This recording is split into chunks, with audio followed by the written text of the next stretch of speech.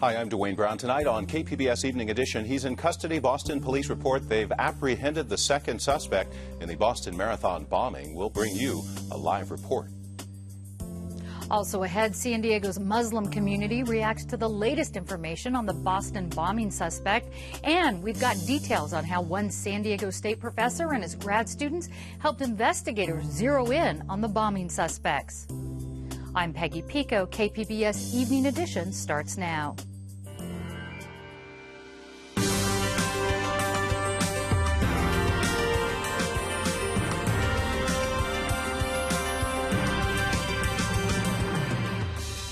KPBS Evening Edition is made possible by Joan and Erwin Jacobs and by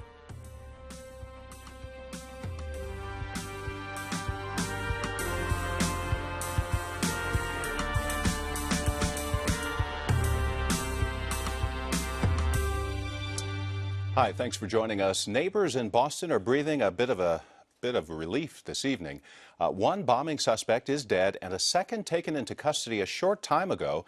It comes after a day-long manhunt in connection with the Boston Marathon bombings. Joe Spur with member station WBUR joins us by phone. Joe, I understand you're in the Watertown area where the suspect was apprehended. What can you tell us? Well, I'm outside the Mount Auburn Hospital, which is a Watertown hospital. I was just over in an area east of here, or west of here, rather, where they were searching for the suspect. There's helicopters flying overhead. I was there hearing some of the gunshots going on, and news came over that they'd caught him.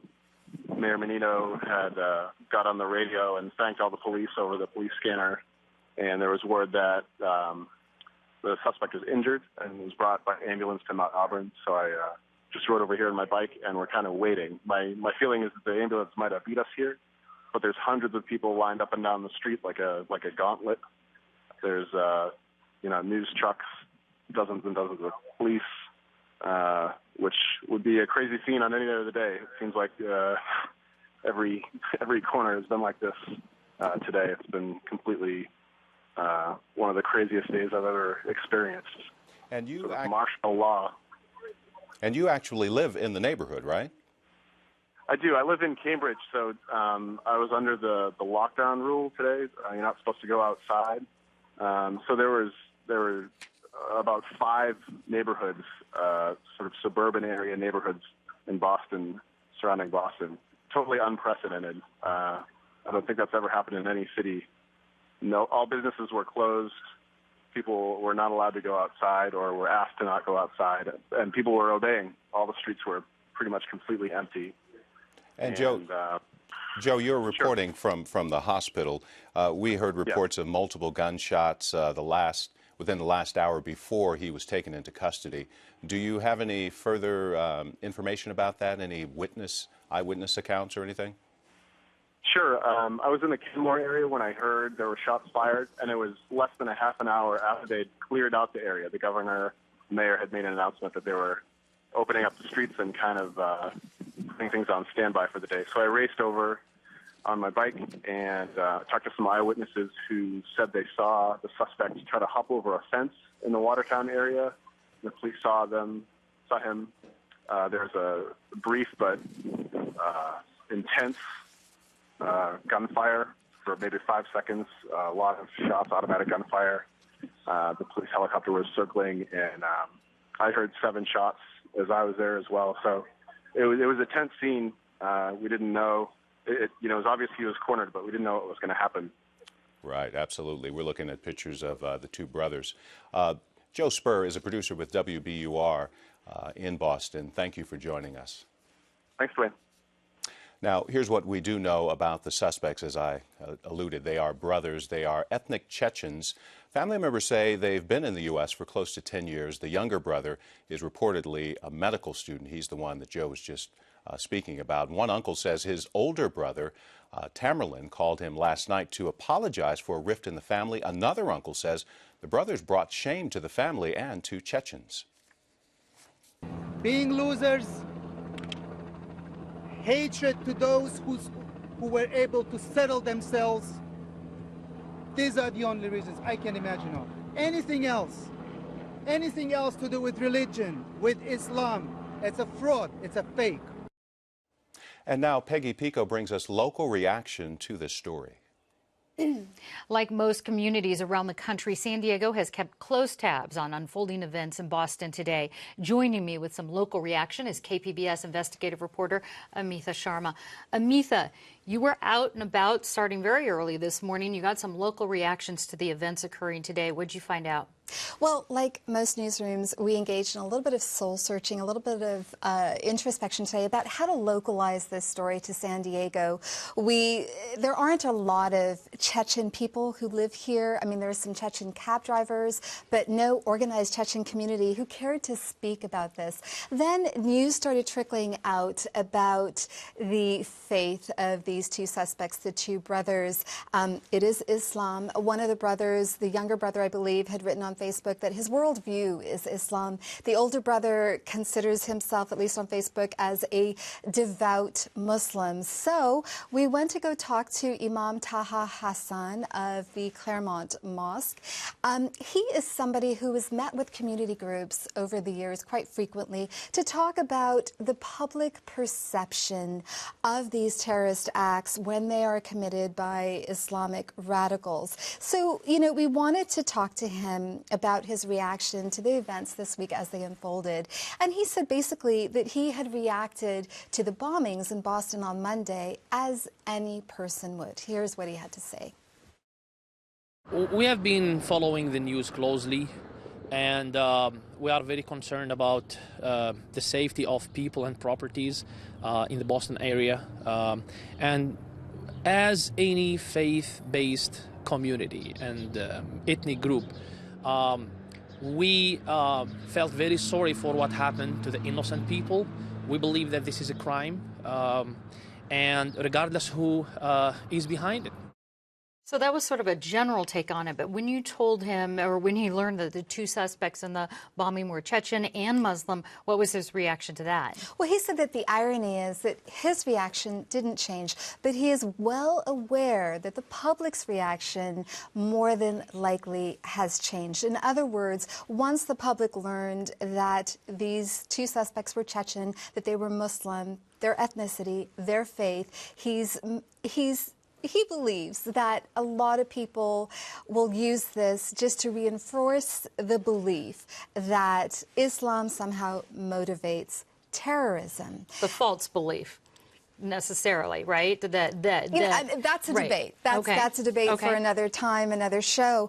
I asked him if he was tired of being approached by journalists to talk about terrorism whenever there is an act committed by an Islamic fundamentalist anywhere in the world. And his response was mixed. Yes and no. Yes, because, I expected this. And no, because I believe that my job as an imam of this community is to clarify these kind of misconceptions. This is a great opportunity for me to tell everyone that Islam has nothing to do with such crimes. Those people represent themselves. What they have done is a crime, and they should be dealt with as criminals. Now, San Diego has some notorious links to high-profile terrorist acts and criminals over the past decade. Remind us of some of those connections. That's right, Peggy. Actually, two of the September 11th hijackers, Nawaf al-Hazmi and Khalid al-Midhar, lived here, studied here, worshipped here before they flew a plane into the Pentagon on September 11th. They also met privately quite frequently with an imam at the Al-Rabat Mosque in La Mesa. This imam is none other than Anwar al-Awlaki, who was considered a leader of al-Qaeda on the Arab Peninsula.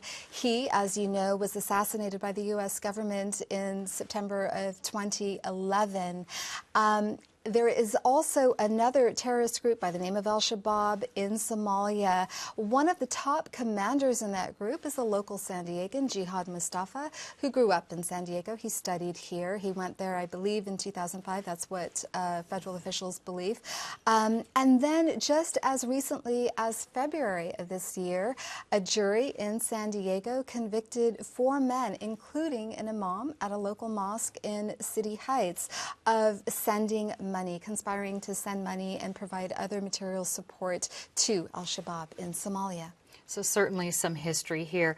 Amitha Sharma, KPBS reporter, thank you so much. Thank you, Peggy. The day-long manhunt impacted more than just Boston. Amtrak service between Boston and New York was suspended. So were all major bus lines. Transit service will resume tomorrow in Boston. Sporting events were also affected. Tonight's Red Sox and Bruins games were canceled. Now, the IRS is warning of potential scams popping up connected to the Boston bombings. Agents say it often happens after tragedies and disasters, some using websites similar to legitimate charities, others asking for information by phone. The IRS suggests donating only to qualified charities. Social media proved to be a powerful tool for investigators in this case. Peggy Pico has more on San Diego's connection to the high-tech investigation. Hundreds of thousands of photos and tweets from marathon spectators helped investigators zero in on the suspects. KPBS reporter Susan Murphy joins me with more on how San Diego State's Viz Center and Homeland Security students got involved. Now, Susan, you've talked extensively this week with Eric Frost at the Viz Center. Tell us a little bit about him and the grad students there. Eric Frost is co-director of San Diego State University's Homeland Security program. He's also director of the Viz Center. So what he does is he gathers massive amounts of data from photos and Twitter, and he creates these visualizations, three-dimensional visualizations. It's able to capture a scene second by second. And he says people at Monday's marathon, they analyze this data at lightning speed. Here's what he has to say about it. So there was an enormous effort quietly in the back end to identify people and take them off the suspect list. And so that when they actually had a press conference, so when the FBI actually released them, it wasn't, oh, we think these are, it was like, these are the guys, you know, and it was because of the massive amount of work in the back end. Now, he was talking about getting all of this and getting this information. Is that what we refer to as crowdsourcing? Well, crowdsourcing used to be tip lines. It used to be these television shows that ask the public to help solve investigations. Well, we're in a new era with social media. It kind of takes it to a new level. Eric Frost explains. So here's this massive amount of data comes in. It's in a organized way, and if it's organized, then you can do something with it. And so a common thought pattern is if you're crowdsourcing, so like in a disaster, have people that are out there tell you what's going on. You then know what's going on, and what actually usually works the best is say, so the crowd, but now giving something back, and that's called crowd feeding.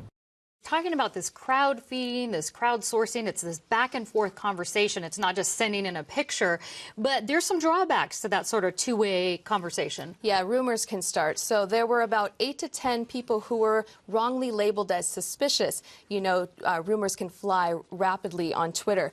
Well, most of them were photos of men with backpacks, of course, and some right, of the, these men were actually. People were sending them saying, these might be the guys, right? Right. And then what happened? So some of them were even posted on media outlets.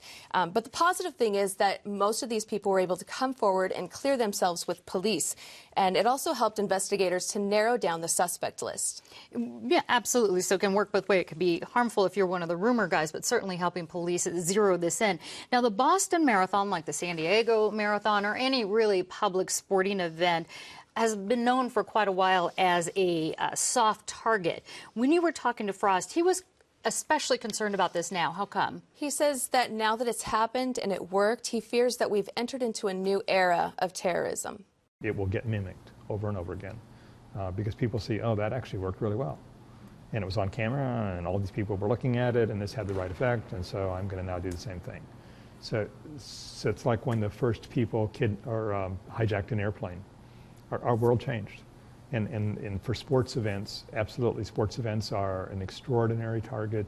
The teams are a target because that's the major asset that a team has. And how do you protect those people? Now, these soft targets that he's talking about have been known for some time, and there were certainly grad students that you talked with at the Viz Centers that are even studying sports security specifically. What did they have to say about what they've learned from this Boston Marathon situation? Well, they've definitely learned a lot. They're going to be going back and studying, and they're continuing the investigation, compiling evidence through social media and photos. And they say that social media is now the best kind of forensic evidence because every photo and social media entry has a timestamp and a location, and that data is invaluable. Well, we certainly know it helped on this case. You can see Susan Murphy's complete report on our website, kpbs.org. Susan Murphy, thank you so much for talking with us. Thank you. And if you're just joining us, a second bombing suspect has been taken into custody. He is reportedly at a hospital at this hour, and we have more on this story online at kpbs.org and coming up on PBS NewsHour at 7.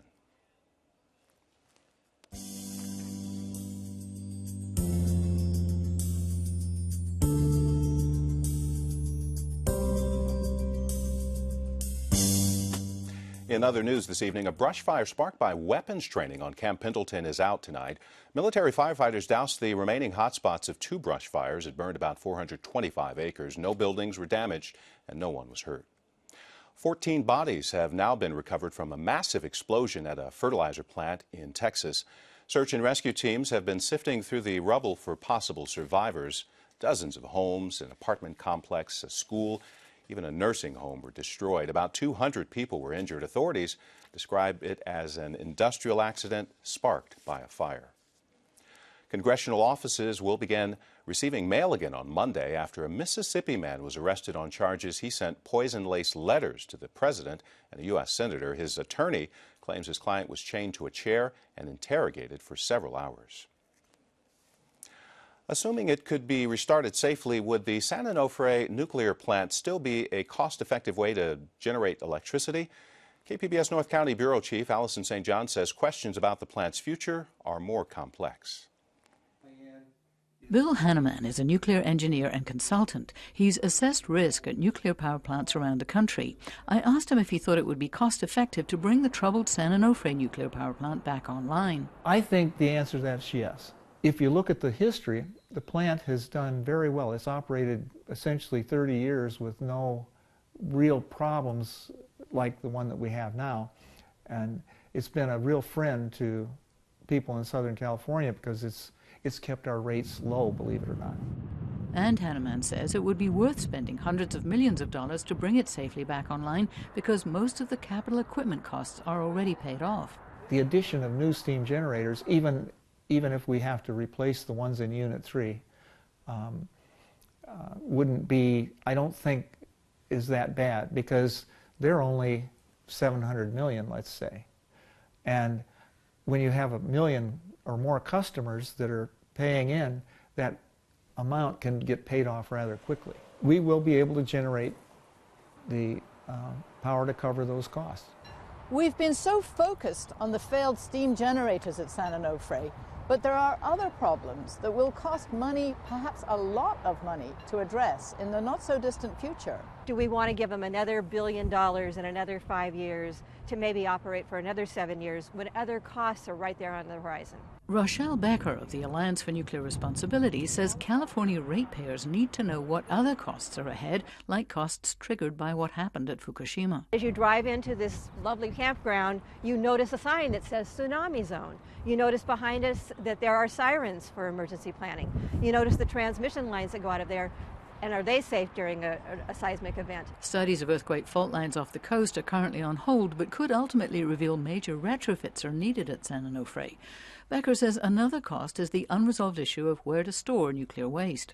Right now, thousands of tons of radioactive waste sit right behind me on our coast. What's it going to look like in 100 years or 200 years? The NRC has no plans right now to get it off our coast, and we've been promised since 1982 that it would be removed to somewhere else someday. A third unresolved issue, Becker says, is what it'll cost to redesign the plant's cooling system, perhaps with cooling towers to meet new California regulations that protect marine life. 1 million gallons a minute goes through this plant, sucking in sea life, sucking in larvae, taking out warmer water. Now, the alternatives to once-through cooling are really very expensive, technically very challenging, and could reshape this coastline again. They're going to ask ratepayers to pay. I want to know what it's going to cost before they ask me to pay. This plant behind me was designed in 1967. Maybe pouring a lot of money into a new plant would have made sense. New emergency planning, new steam generators, new seismic studies, new liability limits. But doing that for a plant that was designed in the 1960s, how many of us are going to drive a car, fix everything up, and say we're going to drive it another 20 years? But Bill Hanneman doesn't buy the old car analogy. I don't see that as a real drawback.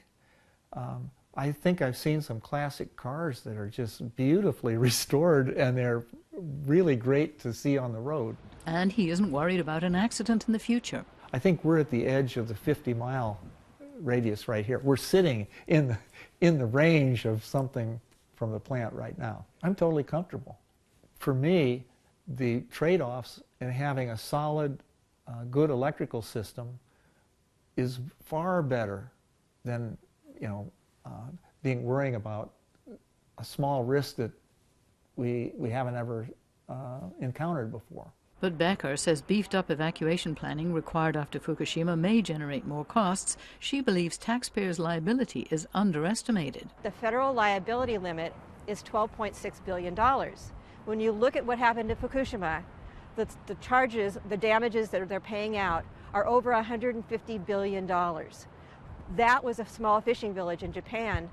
This is the coast of California. Becker says the utilities are not ignoring all these issues, but the ratepayer needs to know how these problems will be resolved and what that would cost. We need to really consider the arguments against nuclear power, the arguments for nuclear power, but those are a side issue. What we really want to know is, what is nuclear power going to cost the state of California, cost the ratepayers of California? It's our lives and our livelihoods that are at stake, and we need the answers. San Onofre has been a source of safe, reliable electricity for decades, but the question of whether it would be safe and cost-effective in the future is more complex. Alison St. John, KPBS News. Edison is currently applying for a temporary license amendment to restart one reactor at 70% power for 2 years, but new state legislation would require regulators to consider all these costs before approving a license renewal in about 10 years. I'm Ray Suarez. On the next News Hour, Shields and Brooks analyze the week's news. That's Friday on the PBS NewsHour.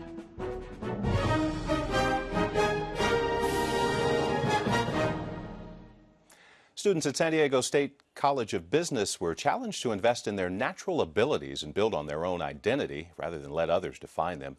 Many may know today's speaker better as Oprah's boyfriend. Relevancy. At 6'7", Stedman Graham doesn't need much of an introduction.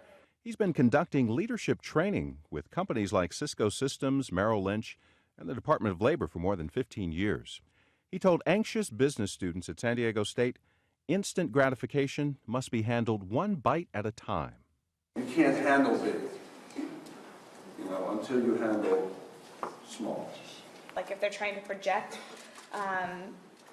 that they have this skill or something like that, when really they don't. Wasting your time where you're not practicing on your natural abilities. Biggest challenge today in the 21st century is that people do not think. There's no thinking. Graham has been thinking, speaking, and writing about this for years with 10 books to his credit, from Passport to Freedom to Identity Leadership. He says it's about knowing who you are, where you're going, and transforming your mind from I can't to I can. And once you do that, then you're open to all of the opportunities we have in this great country and this great world. I also feel like things like this, targeting sophomores and freshmen, undergrad, is very important, getting started and getting to know yourself at a young age in order to go into that job world and have those skills and know your skills and know yourself. So I'm the first generation college student in my family, so I'm definitely blazing a trail for my little brother, so I have no choice but to be a leader. Graham says his association with Oprah Winfrey opened his eyes to taking charge of his own development. It's about reading and developing yourself and taking that information and make it relevant to your skill sets, to your talents, so you can practice that and become good at what you do, regardless of who you are. Graham's mission is to redefine the role of leadership. His underlying message, you can't lead anyone until you can first lead yourself. Recapping our top story tonight, police say they have captured suspect 2 in the Boston Marathon bombings. The arrest coming just hours after suspect 1 was killed in a gunfight with officers. Peggy Pico has moved up to the news center to monitor the latest developments. Peggy?